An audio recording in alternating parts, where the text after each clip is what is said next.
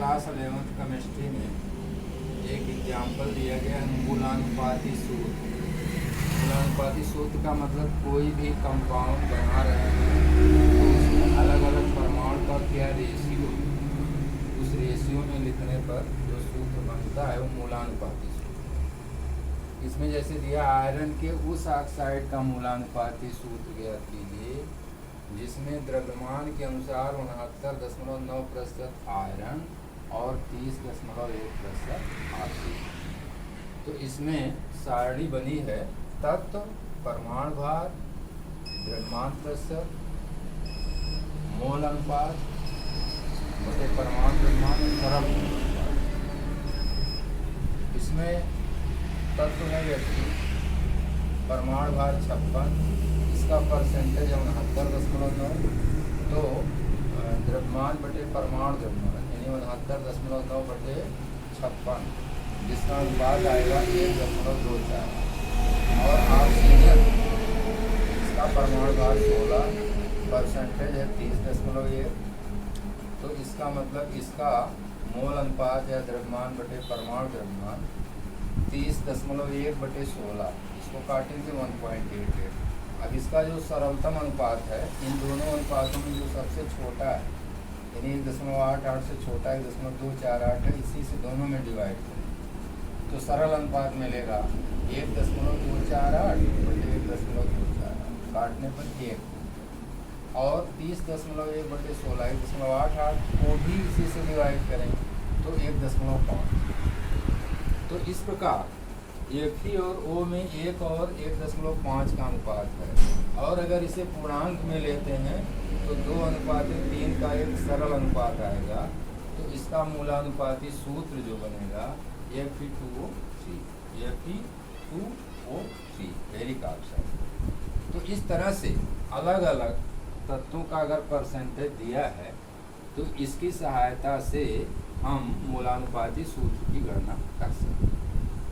दूसरी चीज़ है क्वेश्चन में हमें सीमांत अभिकर्मक का पता करना है। प्राप्त CO2 की मात्रा का परिकलन कीजिए जब 1 मोल कार्बन को हवा में जलाया जाता है, 1 मोल को 16 ग्राम ऑक्सीजन में जलाया जाता है। देखिए पहले केस में जो कार्बन को ऑक्सीजन में जलाते हैं तो CO2 बनता है। इसमें हम देख रहे हैं स्टाइकोमेट्रिक रेशियो, स्टाइकोमेट्रिक ग्राम यानी मोलों का जो सरलतम अनुपात है 1:1:1 यानी 1 मोल कार्बन 1 मोल ऑक्सीजन से क्रिया करके 1 मोल कार्बन डाइऑक्साइड देता है। तो पहले केस में 1 मोल कार्बन को हवा में जलाते हैं तो 1 मोल कार्बन यानी 12 ग्राम ऑक्सीजन 32 ग्राम से क्रिया करके 44 ग्राम कार्बन डाइऑक्साइड बनाता है।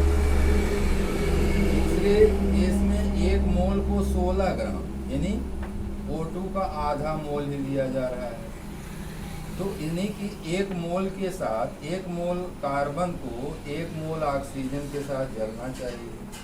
लेकिन अगर हमारे पास ऑक्सीजन 16 ग्राम है तो ये सीमांत अभिकर्मक है क्योंकि इसकी मात्रा कार्बन से कम है। इसी के अनुसार हमें उत्पाद का निर्माण करना है।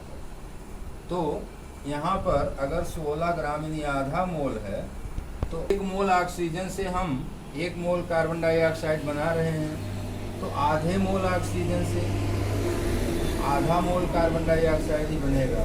तो 1 मोल को 16 ग्राम यानी 1 मोल कार्बन को आधे मोल ऑक्सीजन में जलाते हैं, तो इसका मतलब जबकि इसका अनुपात 1:1 होना चाहिए, यानी ऑक्सीजन हमारा सीमांत अभिकर्मक है और कार्बन डाइऑक्साइड जो उत्पाद है ऑक्सीजन के हिसाब से बनेगा, यानी आधे मोल कार्बन डाइऑक्साइड का ही निर्माण होगा।